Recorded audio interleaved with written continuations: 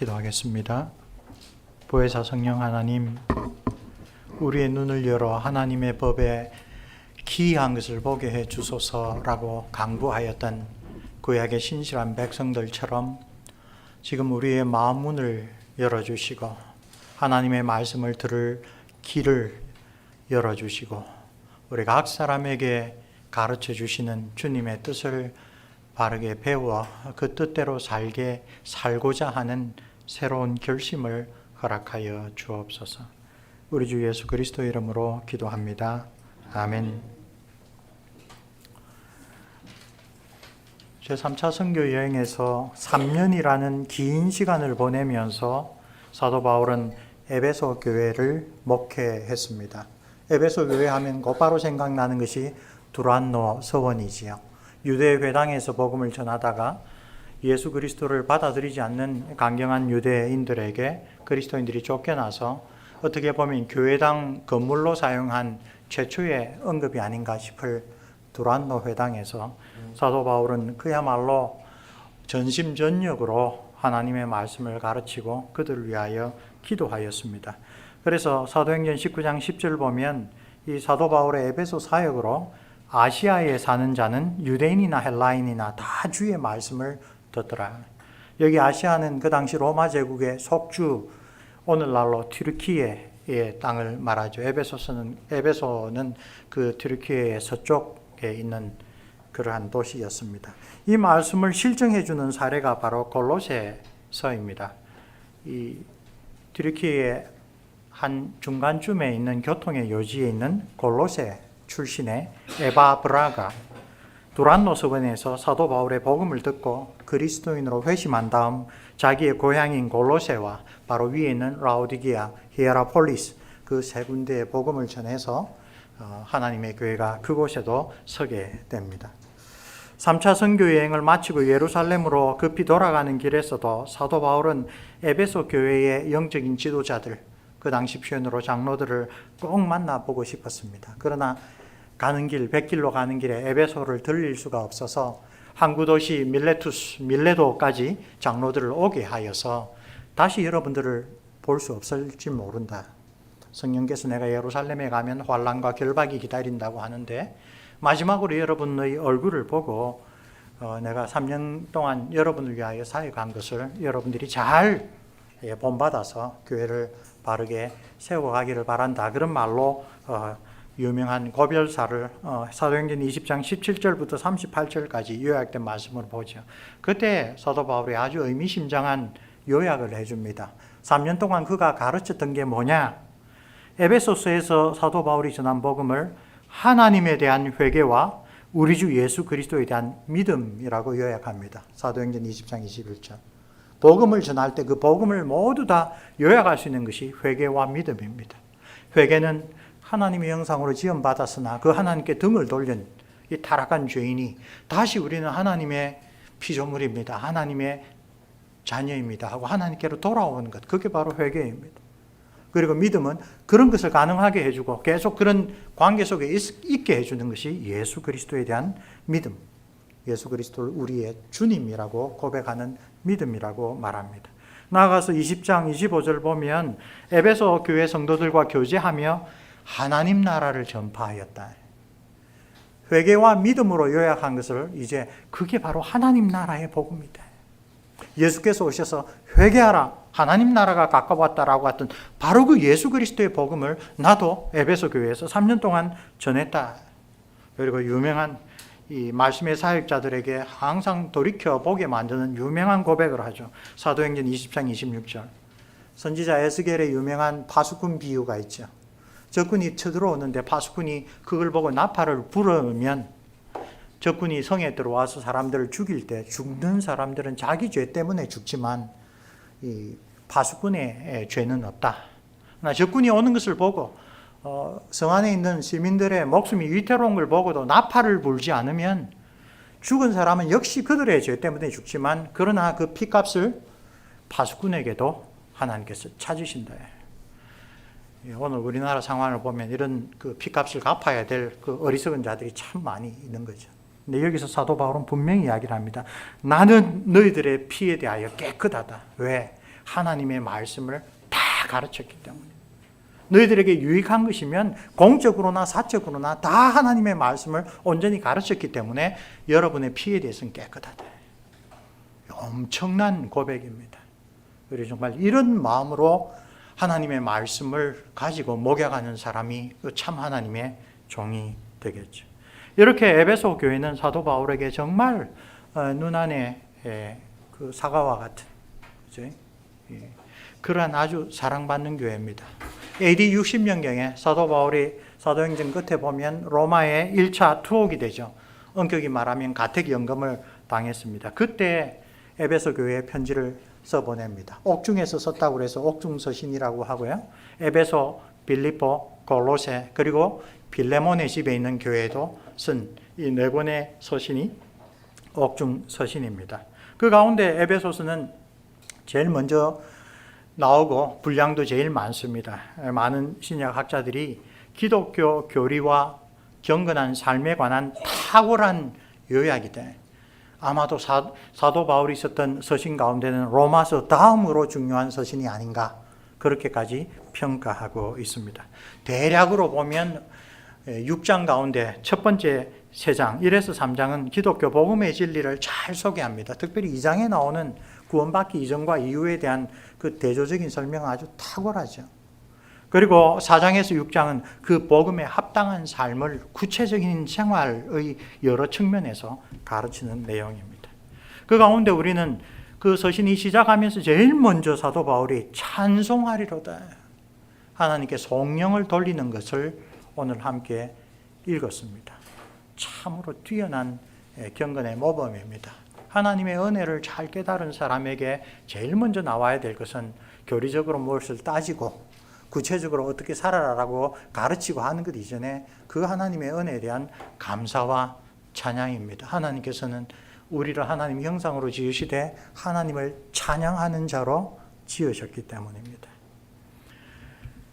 비록 에베소 교회에 편지를 쓸 때 사도 바울은 겉으로 보기에는 옥에 갇혀있는 신세였고 자유를 누릴 수 없는 그런 안타까운 형편이었지만 사도 바울의 속사람은 하나님의 영광과 은혜에 대한 송영과 감사 그리고 하나님께서 우리를 통하여 이루실 놀라운 비전에 아주 그 마음으로 충만하여 있었습니다.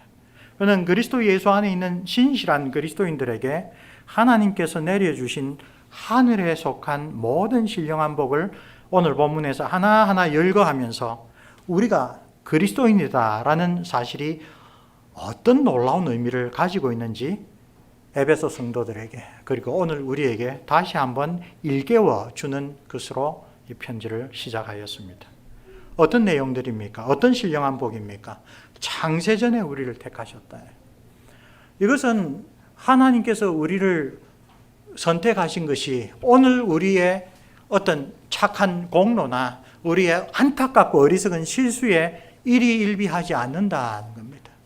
창세전에 택하셨다는 말은 사도 바울은 로마서에서 뭐라고 합니까? 에서와 야곱이 태어나기도 전에 그들이 태어나서 나는 하나님을 잘 믿습니다. 나는 하나님 잘 안 믿을래요. 이렇게 스스로 결단하고 무슨 행동을 하기도 전에 오직 하나님의 주권으로 나는 에서를 미워하고 야곱을 사랑했다. 이게 창세전에 우리를 택하셨다네. 하나님의 그 택하심은 우리가 어떻게 좌지우지할 수 없는 겁니다. 다만 하나님의 택하심으로 내가 예수 그리스도를 주와 구세주로 믿는 그 믿음을 가지고 있다면 감사한 일입니다. 놀라운 일입니다. 10년간 호주 시드니에서 살다 보니 교포들 가운데 참 어려운 분들을 많이 봅니다. 경제적으로 어려운 것도 말할 것도 없지만 가족 가운데 믿음이 서로 달라서 또 자녀들의 불신앙 때문에 고민하는 사람들 많습니다. 그런 사연들을 목사로서 교수로서 이렇게 만나서 이야기 듣다 보면 예전에 제가 고신교회에서 자라면서 자녀들 교회 가는 게 당연한 일이고 의무라고 생각을 했는데 요즘엔 정말 은혜구나, 감사한 일이구나. 그리고 그 은혜와 하나님께 감사를 드리기 위해서 부모들이 참 기도의 책임이 크구나. 하나님은 창세전에 우리를 택하셨습니다. 이게 하나님의 신령한 복입니다. 그리고 하나님의 아들로 입양해 주셨습니다. 우리 스스로의 자격이 아니라 예수 그리스도를 통하여 그분의 공로를 보시고 우리를 하나님의 자녀로 입양해 주었습니다. 사도 바울의 표현으로 아바, 아버지, 아빠라고 부를 수 있는 놀라운 특권을 우리에게 허락해 주셨습니다.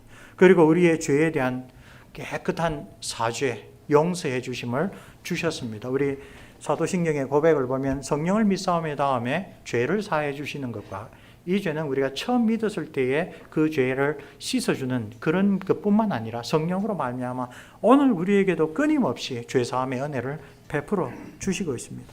그리고 우리를 사단과 사망과 이 죄의 권세로부터 구속해 주셨는데 그 모든 것을 거저 은혜로 베풀어 주셨다고 합니다.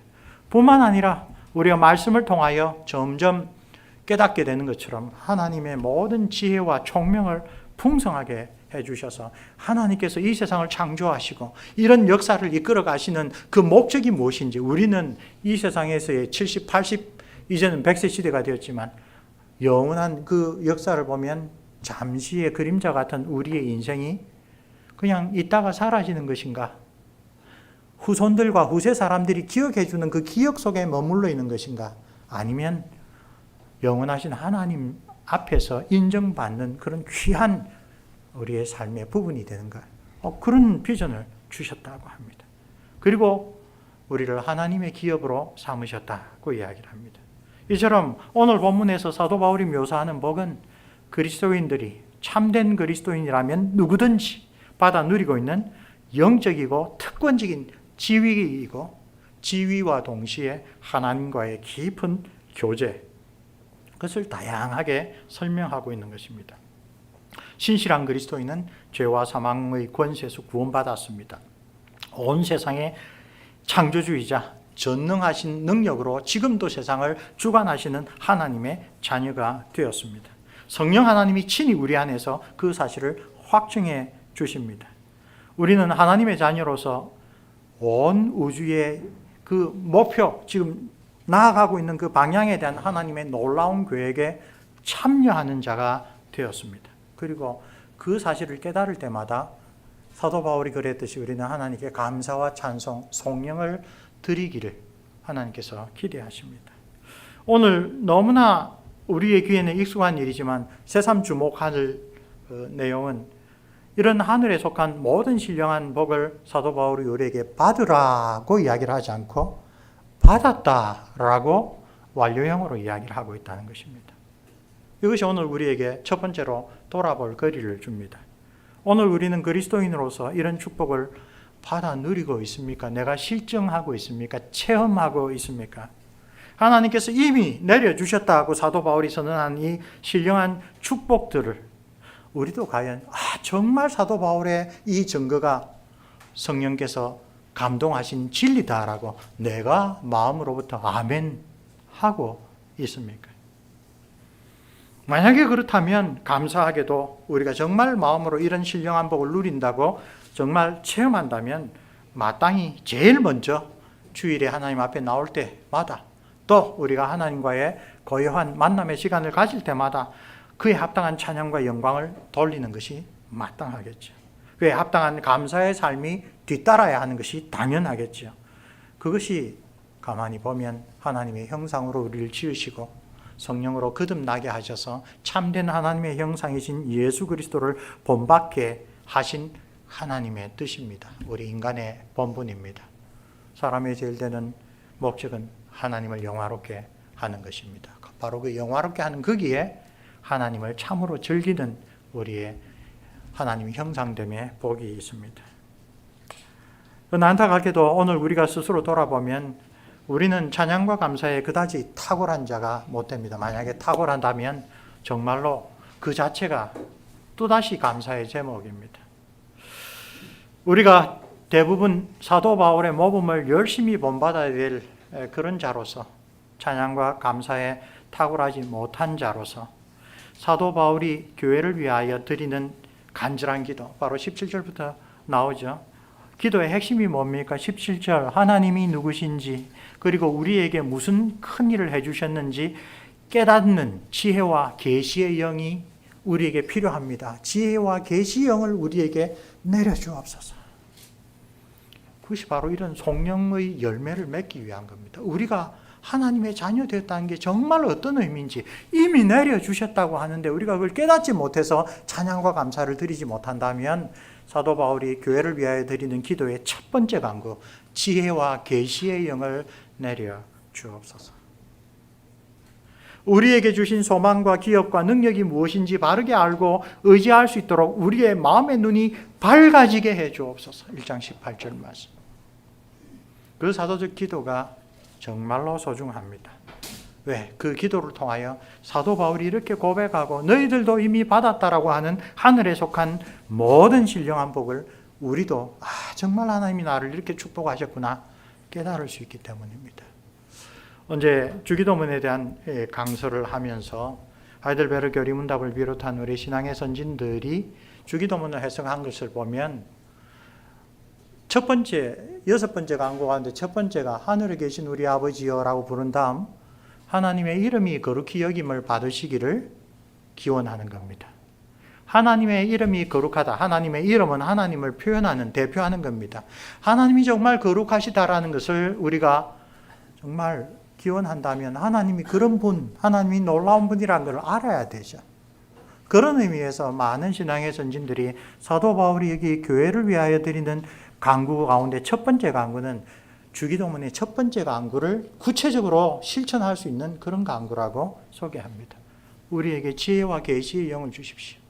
하나님의 뜻을 깨닫는 그러한 통찰력을 주십시오. 그러면 어떻게 하나님의 이름을 거룩하게 하겠습니다. 하나님이 우리에게 주신 신령한 복이 무엇인지 우리가 정말로 바르게 깨닫고 사도 바울처럼 찬양과 경배와 성령을 올려드리겠습니다.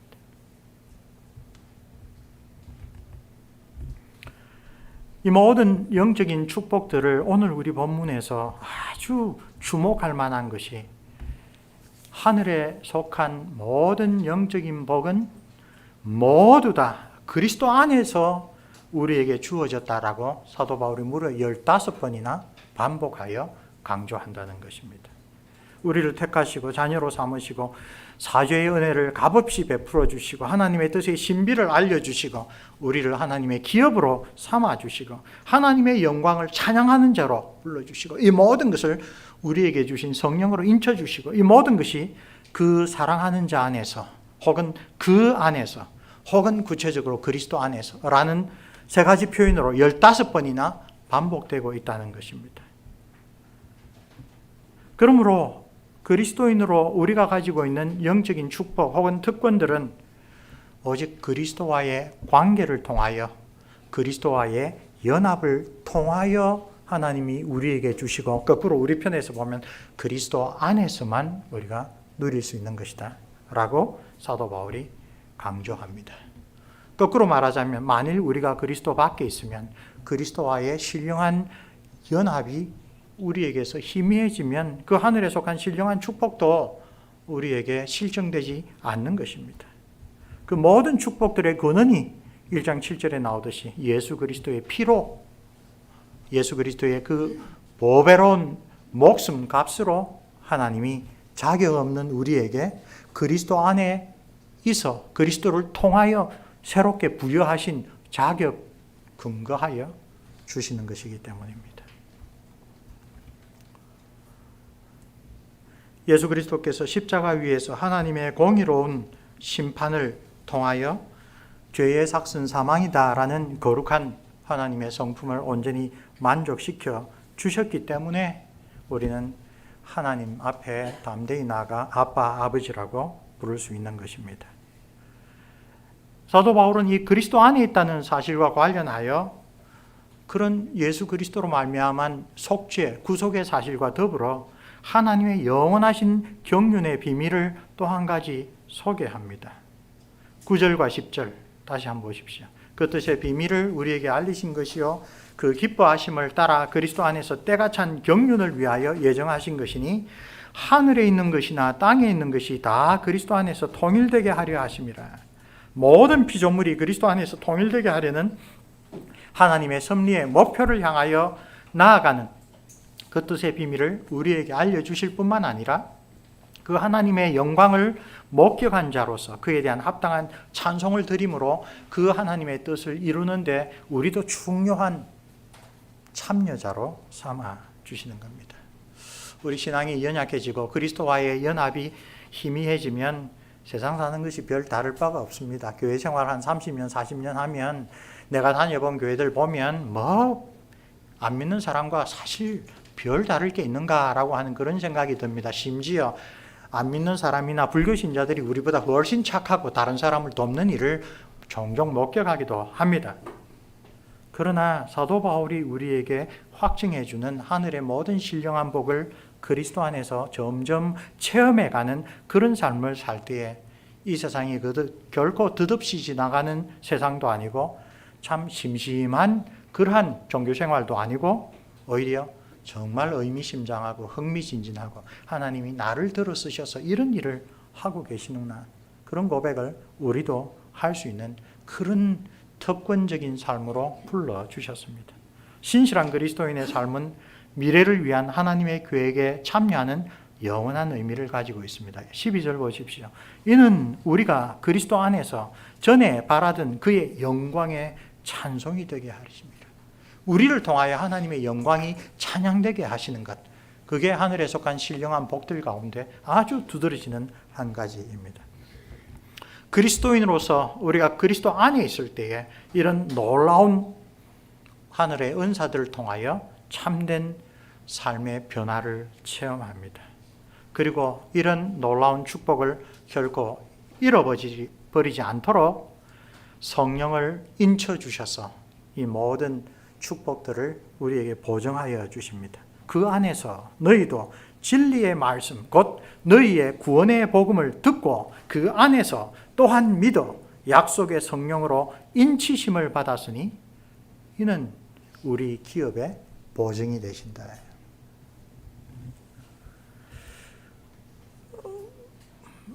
고려파에서 쭉 자라나서 어릴 때부터 이신칭이란 말을 잘 들었습니다. 그리고 심지어 중고등학교 시절부터 예수를 믿고 구원을 받는 것은 참 고마운 일인데 예수를 안 믿어도 나보다 착한 사람들은 어떻게 될까? 예수를 믿고 구원을 받았다고 하는데 이상하게 살아가는 교회 성도들을 보고 참 저렇게 살면서도 구원받는다면 참 공평한 일은 아닌데, 신학을 공부하면서 사실 이해할 때에 좀 어려움을 느꼈던 주제 중에 하나가 이 그리스도와의 연합이라는 주제입니다.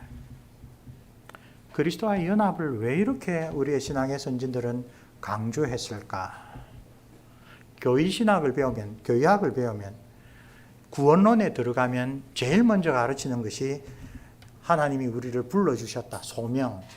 그 불러주신 것을 효과적으로 성령께서 우리에게 인쳐주셔서 효과 있는 소명, 그 결과 중생, 이런 것부터 시작할 줄 알았는데 그 앞에 있는 게 그리스도와의 연합입니다.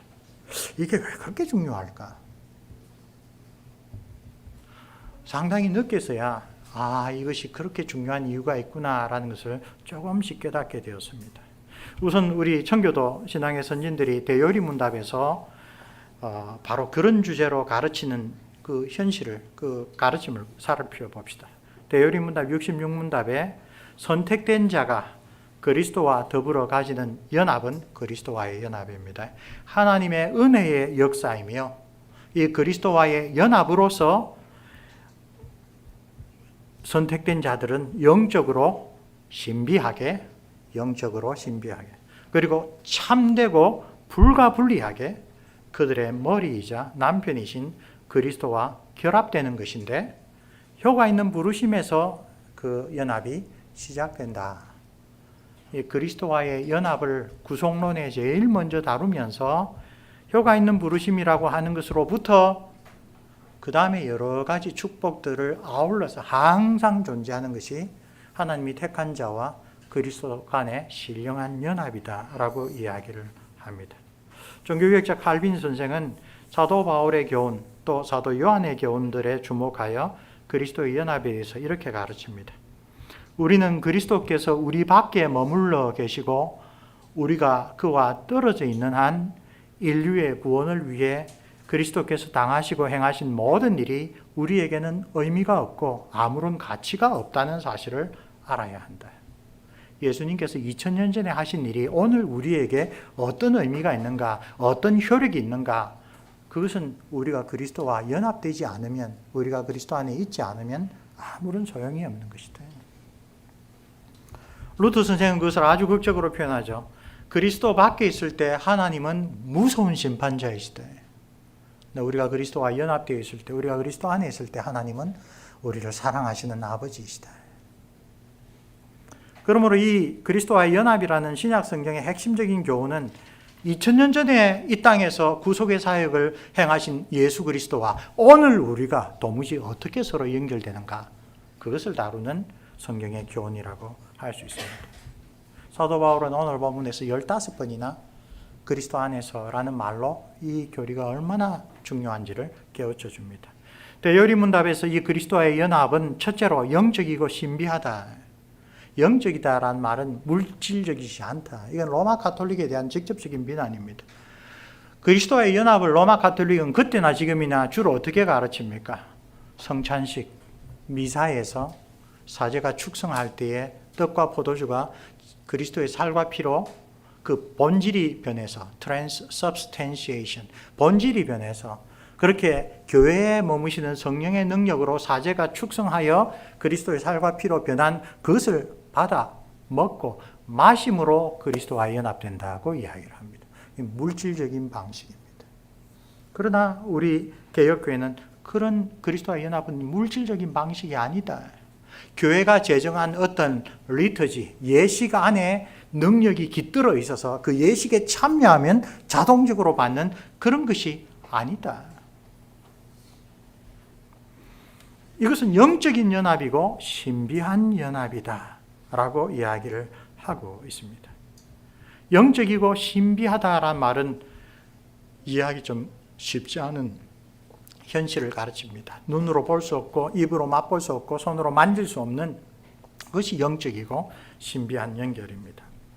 그러나 그것은 참되고 또 불가분리한 연합이다라고 덧붙여서 우리가 성찬을 베풀거나 세례를 베풀거나 주일날 하나님의 말씀에 강서를 듣거나 성령께서 사용하시는 은혜의 수단들을 사용할 때마다 성령께서 영적으로 신비하게, 그러나 아주 분명하게도 참되고 불가분리한 연합으로 우리를 그리스도와 묶어주신다라고 이야기를 하고 있는 것입니다. 사도 바울은 이 참되고 불가분리하다라는 것을 신자와 그리스도의 관계로 설명하죠. 예수 그리스도는 머리이시고 그리스도인은 그 몸이다고 이야기를 합니다. 고린도전서 12장에서 에베소서 4장에서.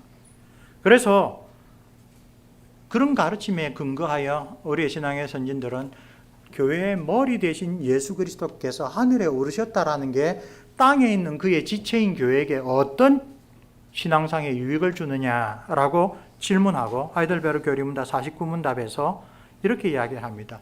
머리 대신 그리스도와 그 몸된 교회는 불가분리한 연합이므로 머리 대신 그리스도께서 지금 성천하여 하나님 우편에 계신다는 것은 몸된 지체도 반드시 머리 대신 그리스도와 함께 하늘나라로 올라갈 확실한 보증이다. 하늘에 있는 보증이다. 근데 우리의 연약함을 고려해서 땅에도 보증을 주신 게 뭐라고요? 성령님을 주셔서 우리가 정말 그리스도와 연합되어 있는 사람이라면 우리의 믿음의 눈으로 그리스도께서 성천하신 것은 우리가 곧 하나님께로 갈 분명한 보증이다. 하나님 앞에서 예수 그리스도께서 우리를 위하여 보장해 주시는 것이다 라고 이야기를 하고 있는 것입니다. 사도 바울은 또 하나의 비유를 듭니다. 그리스도와 교회의 관계를 남편과 아내의 관계로 에베소서 5장에서 설명하죠. 종교개혁자 루터는 종교개혁 초기에 터닝 포인트가 되었던 1520년에 유명한 책들 가운데 마지막으로 나온 책 그리스도인의 자유라는 책에서 바로 그 신랑과 신부의 유비를 가지고 그리스도와의 연합이 주는 아주 복된 신령한 하늘로부터 내린 축복을 이렇게 설명합니다. 그리스도는 은혜와 생명과 구원으로 충만하시다. 신랑이신 그리스도. 신부인 우리의 영혼은 죄와 죽음과 저주로 가득 차 있다. 이제 신앙을 그들 사이에 개입되도록 하자. 그래서 영적으로 신랑과 신부의 관계로 그리스도와 교회가 서로 하나가 되었다라고 생각하자. 그러면 죄와 죽음과 저주, 우리 신부의 본질적인 모든 연약함과 허물과 죄는 신랑에게로 넘어가고, 신랑이신 예수 그리스도께서 가지고 계신 은혜와 생명과 구원은 신부의 것으로 넘어간다. 이것이야말로 복된 교환이다. 이것이 왜 일어나느냐? 그리스도와 교회는 신랑과 신부처럼 영적으로 긴밀하게 연결되어 있기 때문에 그러하다. 그러므로 사도 바울은 이런 두 가지 비유를 통하여 예수 그리스도와 그리스도인 교회의 신령한 연합은 물질적인 것, 그것으로 다 설명할 수 없는 영적이고 신비한데, 문제 그것은 우리가 때때로 잘 체험하지 못하고 확신하지 못할 때가 있을지라도 하나님께서 이미 모든 신령한 복을 그 안에서, 그리스도 안에서 내려주셨기 때문에 우리가 성령으로 말미암아 그리스도와의 연합된 하나됨을 굳게 지키고 더 깊이 발전시키면 이런 놀라운 믿음의 그 고백을, 또 그 고백에 잇따르는 감사와 찬양을 하나님께 올려드리게 된다고 이야기를 합니다. 바로 여기에서 우리가 칭의가 나오고 성화가 나옵니다. 제가 조금 전에 신학교 공부를 하면서, 심지어 네덜란드 유학 생활을 하면서도 이 교리가 왜 그렇게 중요하지라고 궁금했던 것은, 우리 한국의 개신교의 장로교회의 일반적인 상황을 보면 예수 그리스도의 십자가 복음, 그것을 구원론으로 우리에게 적용할 때 너무 칭의를 법정적인 개념으로, 예수님이 우리 대신 죽어주셨으므로 우리는 이제 우리가 과거에 지은 죄, 오늘 우리가 짓는 죄, 또 미래에 짓는 죄까지 다 예수님이 담당해 주셨다라고 하는 그 법정적인 측면만 너무 심각하게, 너무 깊이, 너무 어떻게 말하자면 우리한테 너무 솔깃한 것이므로 잘 받아들였다는 거죠.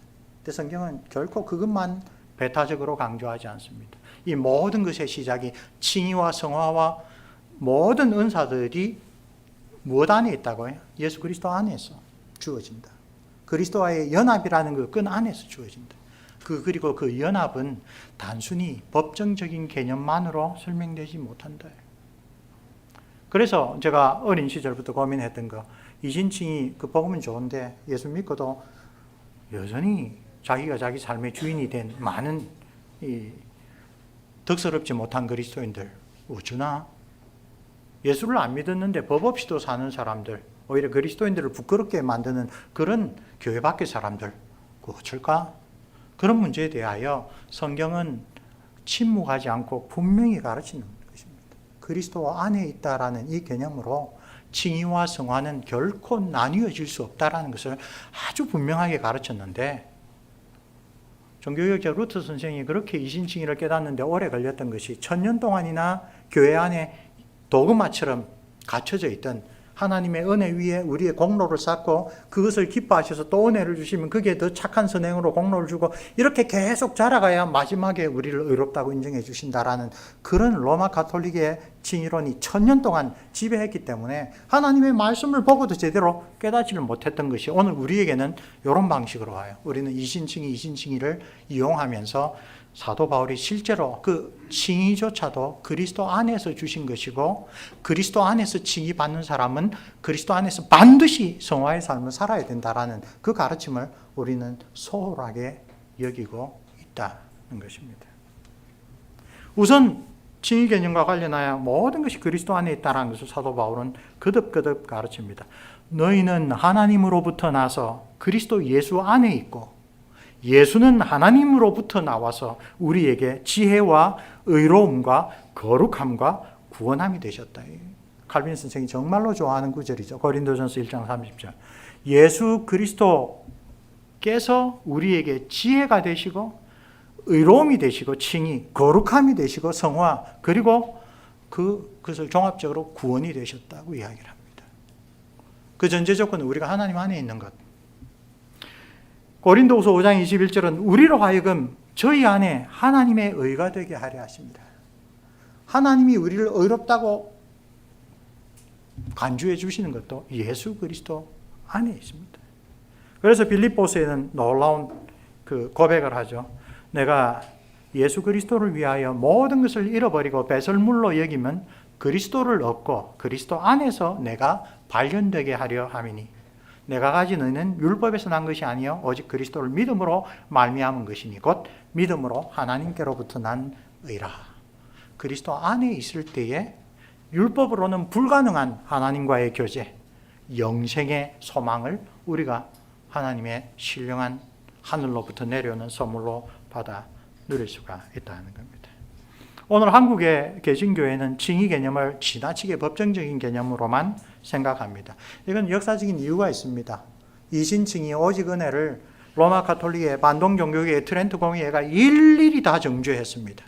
그에 대한 반작용으로 루트의 후계자들은 법정적 칭의를 지나치게 강조했습니다. 심지어는 선행과 칭의를 떨어뜨려 놓을 정도로. 그러나 마틴 루터 선생은 아까 소개한 그리스도인의 자유란 책에서 이렇게 그리스도와 연합되어서 그리스도의 은혜와 의와 공로를 값없이 전가함을 통하여 받은 그리스도인들이 여전히 죄를 짓고 산다는 것은 생각할 수 없는 일이다. 그것은 잘못된 일이다. 그리고 특별히 로마 가톨릭의 그런 이신칭에 대한 공격 때문에 루터파의 상당한 신학자들이 법정적 칭의를 지나치게 밀고 나갔을 때 우리 개혁주의 신앙의 선진들은 성경이 특별히 사도 바울이 가르치는 칭의와 성화의 관계를 잘 가르칩니다. 칼빈 선생과 함께 그 당시 개혁주의의 쌍대 거두로 인정받던 버미글리 선생은 하나님께서 우리를 구원하실 때 세 가지를 한꺼번에 쓰신대. 법정적인 칭의를 주시고 하나님과의 사귐에서 거룩한 삶을 열매로 주시고 그 기초가 된 성령으로 우리를 거듭나게 하시는 것. 중생과 칭의와 성화는 하나님이 우리를 자기의 자녀로 부르실 때 함께 주시는 거다. 이거는 그리스도와의 연합 안에 일어나는 구원에 분리할 수 없는 거다. 그래서 그 당시에부터 법정적인 칭의를 강조하면서 방만하게 살아가는 사람들에 대하여 아주 분명하게 경고합니다. 사도 바울의 교훈을 들어서 성화의 열매가 없이 칭의를 말하는 자는 거짓말을 하는 자다. 자기를 속이는 자다. 사도 바울이 분명히 이야기를 합니다. 고린도전서 6장 9절에서 11절 불의한 자가 하나님의 나라를 유업으로 받지 못할 줄을 알지 못하느냐. 미혹을 받지 말라. 음행하는 자나 우상숭배하는 자나 간음하는 자나 탐색하는 자나 남색하는 자나 도적이나 탐욕을 부리는 자나 술 취하는 자나 모욕하는 자나 속여 빼앗는 자들은 하나님의 나라를 유업으로 받지 못하리라. 고린도 성도들 가운데 이런 사람이 있어서 강경하게 이야기를 하는 거죠. 너희 중에 이와 같은 자들이 있더니 주 예수 그리스도의 이름과 우리 하나님의 성령 안에서 씻음과 거룩함과 의롭다 하심을 받았느니라. 즉 하나님의 자녀가 된다면 그리스도와 연합하여 그 연합 속에서 성령께서 역사하셔서 이런 하나님 앞에 결코 구원받지 못한 죄들을 씻어내는 자들이 그리스도와 연합한 자들이래. 신약 성경에 이런 분명한 가르침에 근거하여 하이델베르 요리문답은 제87문답에서 감사하지도 않고 회개하지도 않는 삶을 계속 살아가면서 하나님께로 돌이키지 않는, 즉 회개하지 않는 그런 사람들은 결코 구원을 받을 수가 없다라고 아주 단언하여 가르쳐 주고 있습니다. 그러므로 우리는 그리스도와의 연합이 우리의 하나님과의 법적인 지위를 변화시키는 그 정도에 그치는 것이 아니라 실제로 우리 안에 계시는 성령으로 말미암아 계속 그리스도를 바라보고 그분을 우리의 삶의 거울로 삼고 그분을 닮아가려고 하는 삶 가운데 끊임없는 회개와 끊임없는 순종의 열매가 나와서 사도 바울이 말했듯이 너희가 전에는 그랬지만 지금 그리스도 안에 있는 사람으로서는 그걸 다 씻어버렸다 라고 하는 삶의 변화, 열매가 반드시 나타나는 거죠. 스스로 속이지 말라. 하나님은 만홀히 여김을 받지 아니하신다. 옛날 번역으로 만홀히. 그런 번역들 보면 이 목사가 필요하구나. 해설을 해줘야 되는 거예요.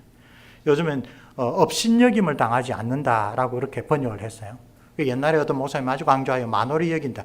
하나님이 바보 멍청이가 아니라 그렇게 그리스도 안에 있을 때 반드시 있어야 될 삶의 변화가 없는데도 하나님이 좋은 게 좋다 하는 그런 하나님이 아니다. 사람들이 뿌린 대로 거두리라. 성령을 따라 성령의 씨앗을 뿌린 자는 영생을 거둘 것이고 그리스도 안에 있다고 겉으로는 주장하나 그러나 세상을 따라 살아가는 사람은 그 뿌린 세상적인 씨앗으로 결국은 멸망을 거둘 밖에 없다 이야기를 하고 있습니다. 우리 교육주신학교에서 구원론 가르칠 때 교재로 잘 사용되는 안토니 후크마 박사는 이런 이야기를 합니다. 일단 여러분의 눈이 그리스도와의 연합이라는 개념에 열리기 시작하면 신약 성경 어느 곳에서도 그것을 발견할 수 있게 된다. 곳곳에서 이야기를 하고 있구나. 왜? 우리가 믿는 것은 지적으로 동의하는 것에 그치지 않고 신비하고 신령하게 예수님과 계속 사귀는 것이기 때문에. 이 개념은 특별히 바울 서신에서 중요한 위치를 차지하고 있다.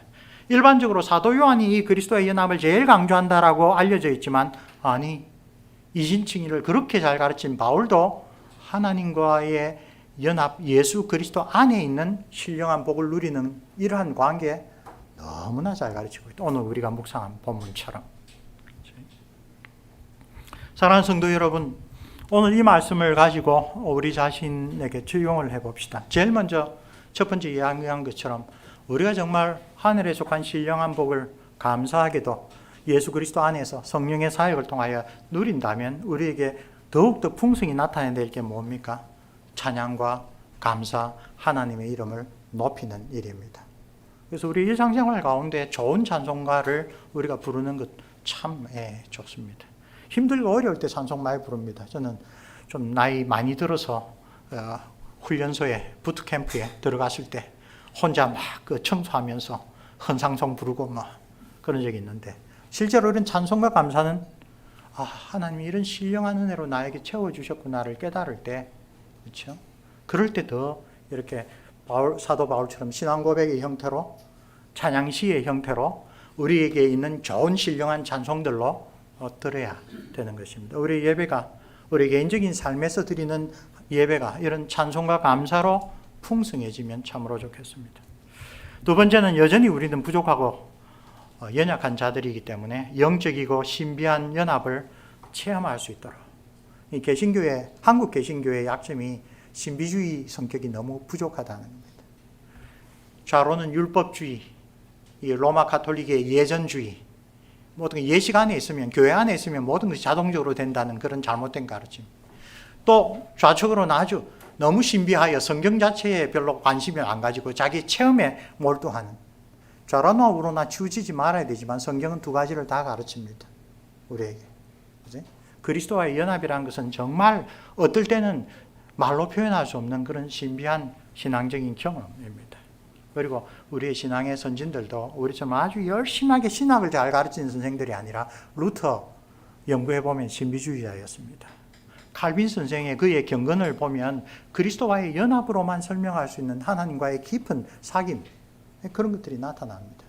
우리는 그분들이 어떻게 보면 껍데기만 배우면서 정말 그분들이 성경을 가르치고 성경이 또 우리에게 가르치는 그리스도와의 신령한 연합이 우리의 삶 가운데 열매로 잘 나오지 못하는 그런 위험에 빠지기 쉽습니다. 제가 그랬습니다. 그래서 이 그리스도의 연합이라는 개념을 처음에 이해하기가 상당히 좀 어려웠습니다. 이게 왜 필요하지? 우리 삶 가운데 그리스도와의 연합으로 말미암은 그 신령한 체험, 영적인 체험, 그 체험의 핵심은 그리스도와 우리는 끊을 수 없는 관계이다. 이걸 통하여 하나님의 모든 신령한 복이 나에게 주어지고 있다. 그걸 깨닫는 것입니다.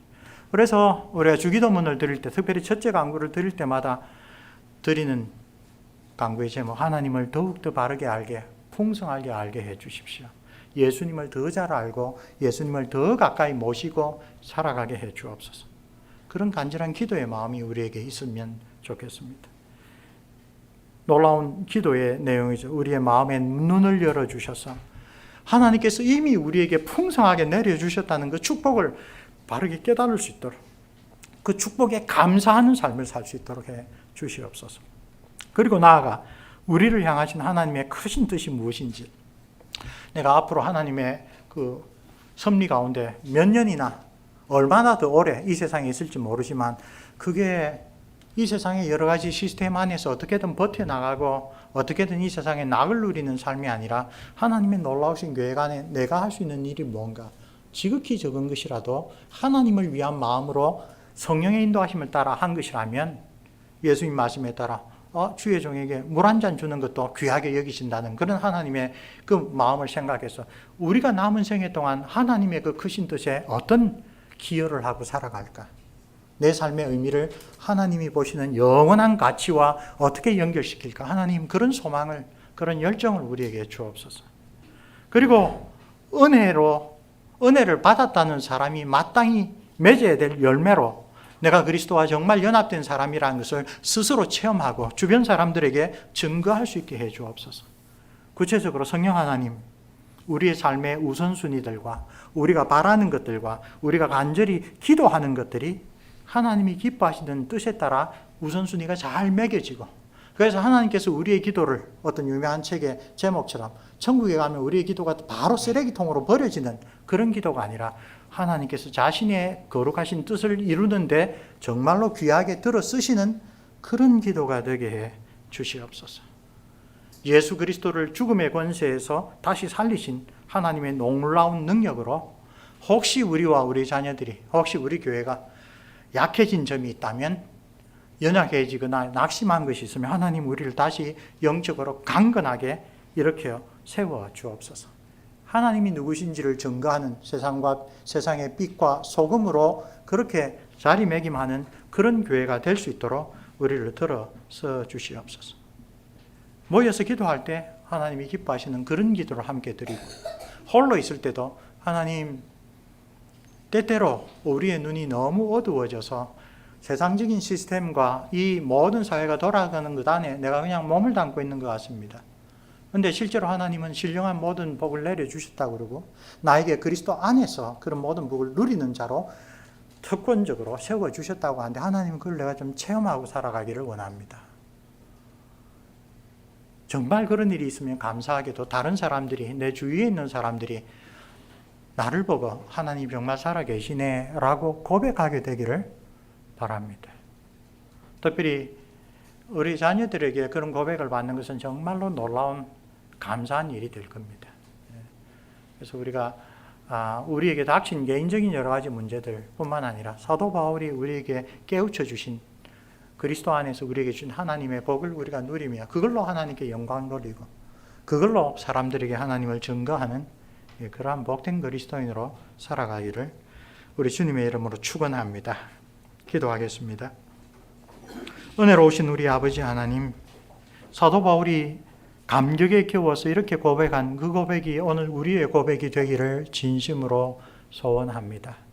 그러기 위하여 우리가 무엇보다도 주님 앞에 겸비하게 우리의 마음을 내려놓을 수 있도록 도와주시고, 우리의 어떤 공로가 아니라 오직 하나님의 크신 긍휼로 베풀어 주신 그 구원의 큰 일을 감사함으로 받아 간절하게 붙잡을 수 있도록 도와주옵소서.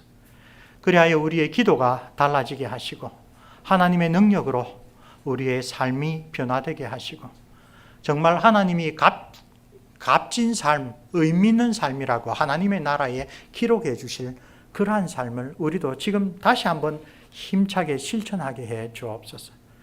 그리하여 우리에게 주신 은혜의 보답으로 우리를 보고 사람들이, 우리의 자녀들이 하늘에 계신 하나님 아버지를 믿고 고백하며 영광 돌릴 수 있도록 은혜 내려 주시옵소서. 우리 주 예수 그리스도 이름으로 기도합니다. 아멘.